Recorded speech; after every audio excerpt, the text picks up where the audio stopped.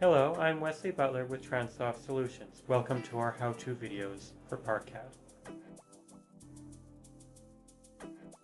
Symbols can be inserted into stalls using the Insert Symbol Area tool. Insert Symbols Area is similar to the user-defined stalls under Design Parameters, which was part of the previous version of ParkCAD, and allows a user's own custom symbols to be added into ParkCAD. In our example, we are inserting electric car charging symbols into some of these stalls, an example of a type of pavement marking that may be needed in parking lot design today. We can try different angles to get the effect we want, and as these symbols are created, they are added to the middle of the stalls.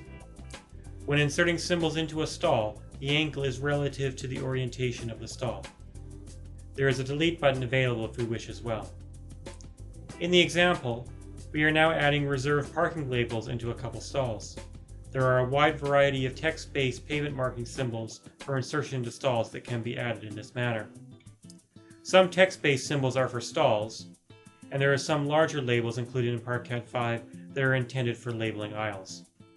The stalls created in ParkCAD are for passenger vehicles, unless custom standards are made for larger parking spaces. However, many parking lots will also have to consider the movement of larger vehicles accessing loading bays, access for emergency vehicles, or when creating bus stops. Symbols for a variety of types of vehicles are included in ParkCAD 5 to enhance and illustrate drawings.